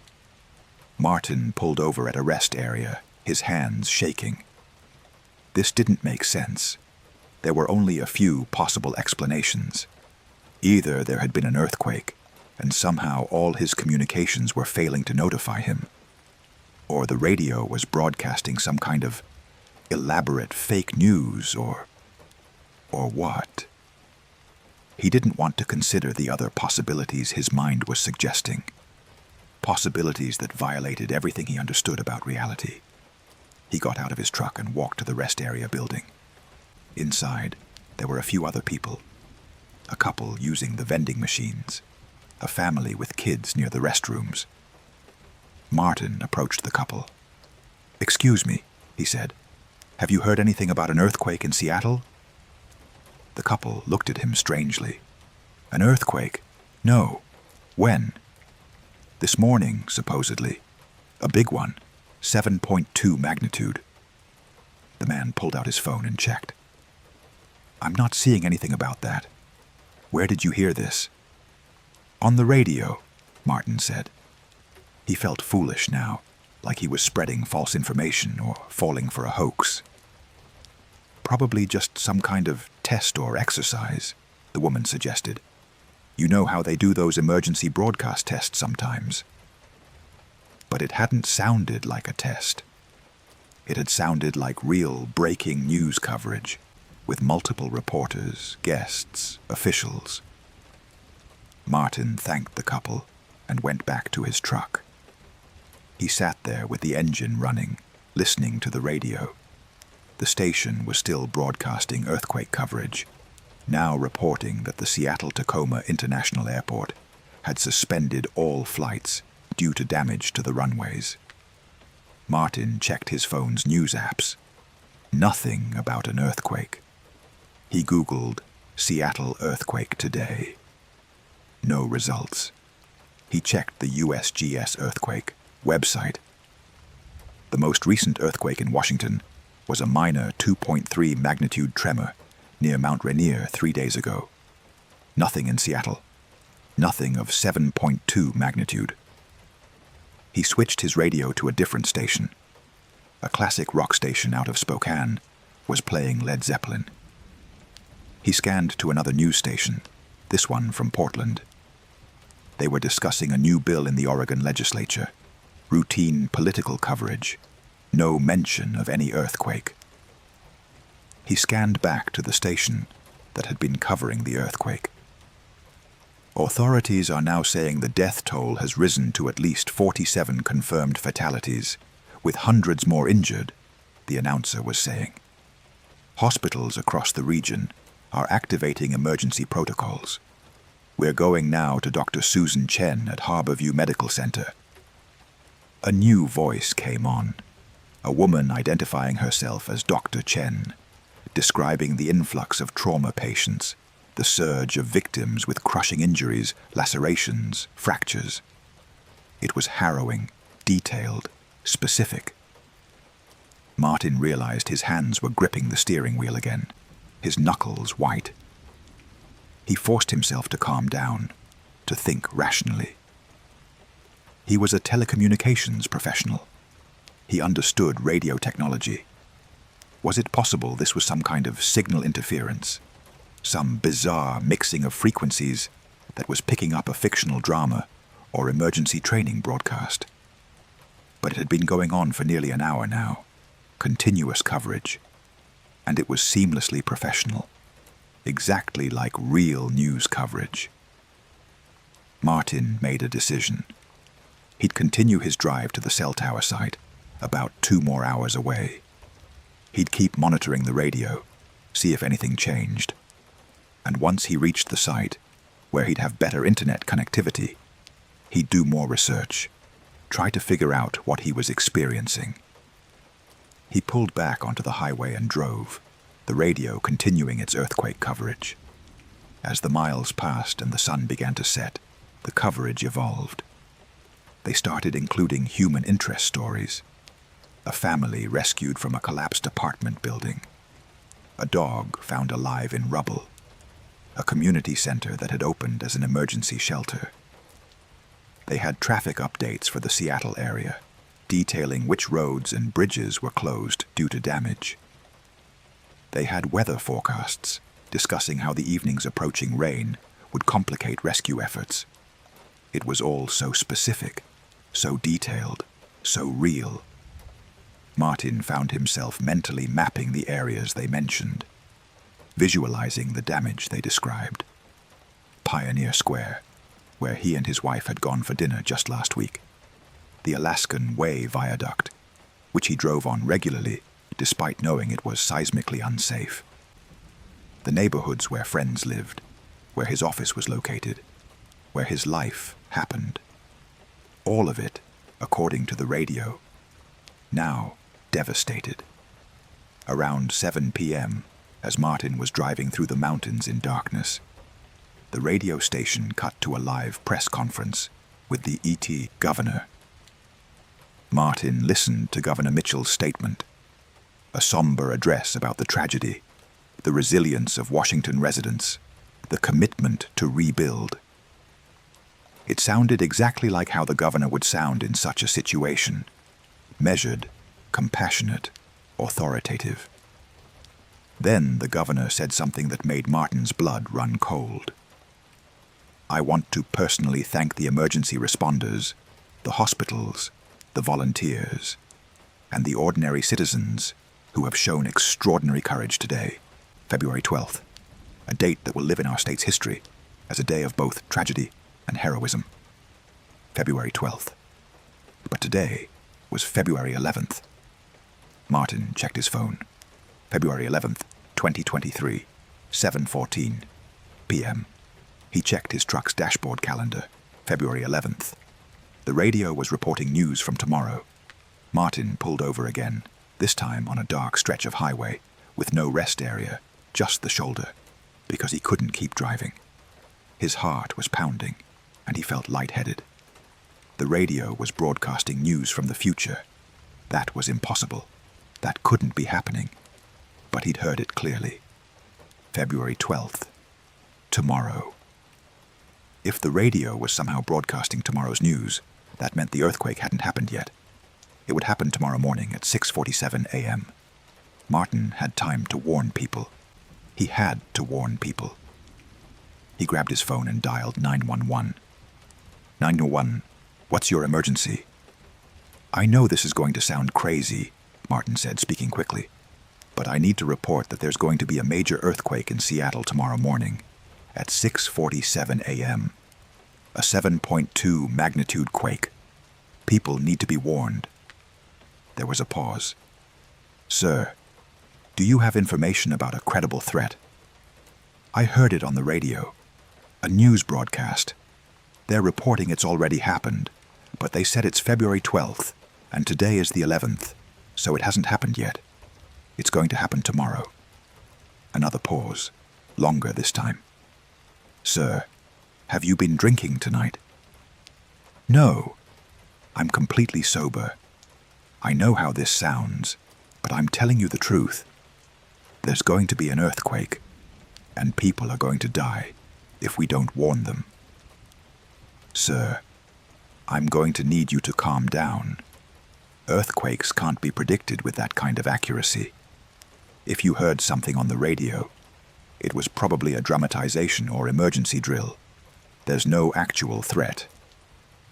Martin argued for a few more minutes, but the dispatcher eventually told him firmly that he needed to clear the line for actual emergencies, and that making false reports could result in criminal charges. Martin hung up, frustrated and frightened. He tried calling his wife again. This time she answered, sounding worried. Martin, I got your text earlier about an earthquake. What's going on? Amy, listen to me, Martin said urgently. I need you to trust me. Tomorrow morning, don't go to work. Stay home. Better yet, leave Seattle tonight. Go to your sister's house in Tacoma or your parents' place in Portland. Just get out of the city. What are you talking about? Amy asked. Martin, you're scaring me. He explained about the radio broadcast, the impossible news from tomorrow, the detailed coverage of an earthquake that hadn't happened yet. As he spoke, he could hear the disbelief in Amy's silence. When he finished, she said gently, Honey, you've been driving all day.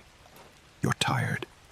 You probably heard some kind of emergency preparedness program and misunderstood it. I didn't misunderstand, Martin insisted. Amy, please, just humor me. Don't go to work tomorrow. Stay home until after 7 a.m. at least. If nothing happens, you can think I'm crazy. But just do this for me. There was a long pause. Okay, Amy finally said. Okay, I'll work from home tomorrow. I was going to anyway because I have a lot of reports to write. But Martin, when you get home, we need to talk. Maybe you need to take some time off. See a doctor. You sound really stressed. Martin agreed, just to end the call, and then sat there on the dark highway, trying to decide what to do. He thought about calling news stations, posting on social media, doing anything he could to warn people. But who would believe him? He'd sound like a crazy person, a conspiracy theorist, and based on a radio broadcast that might be some kind of bizarre hoax or hallucination. He had no evidence, nothing to show anyone. The radio was still on, still broadcasting its earthquake coverage. Martin listened as they reported that Governor Mitchell had toured the damaged areas, that the president had called to offer federal support, that the Seattle Mariners had announced they were postponing their upcoming homestand and donating stadium resources to relief efforts. It was exhaustive, detailed coverage of an event that hadn't happened. Martin sat there for over an hour, listening, trying to decide if he should turn around and drive back to Seattle, physically pull his wife out of the city, stand on street corners and shout warnings like a doomsday prophet. But what good would that do? He'd just get himself arrested or committed. Eventually, he started driving again, continuing toward the cell tower site. He worked through the night, completing his audit, even though he could barely focus, his mind constantly on the radio broadcast and what it meant. When he finished around 2 a.m., he got a cheap motel room and lay awake, checking his phone constantly, waiting for morning, waiting for 6:47 a.m. Pacific time. At 6:30 a.m. on February 12th, Martin was sitting in his truck in the motel parking lot, phone in hand, radio on, but tuned to a Seattle news station, broadcasting normal morning programming. The minutes ticked by. 6:40, 6:45. Martin's heart was pounding. Part of him hoped he was wrong, that nothing would happen, that he'd simply experienced some kind of stress-induced delusion. But another part of him, the part that had spent hours listening to that impossible broadcast, knew what was coming. At 6:47 a.m., Martin's phone lit up with emergency alerts. The ground was shaking in Seattle. A major earthquake, preliminary magnitude 7.1, epicenter northwest of the city. Martin felt everything inside him go cold. It was happening. It was all happening, exactly as the radio had broadcast from tomorrow's perspective yesterday. He spent the rest of the day glued to his phone and radio, following the real-time coverage of the disaster. It matched, almost exactly, what he'd heard on that strange broadcast. The death toll, the collapsed buildings, the damaged viaduct, the governor's declarations, even many of the specific human interest stories. Not everything was identical. Some details differed, but the broad strokes were the same. The radio had been right. Somehow, impossibly, he'd received tomorrow's news a day early. Martin drove back to Seattle immediately, breaking every speed limit, desperate to get home. The highways were chaotic, emergency vehicles everywhere, traffic jams from people trying to flee or get to loved ones.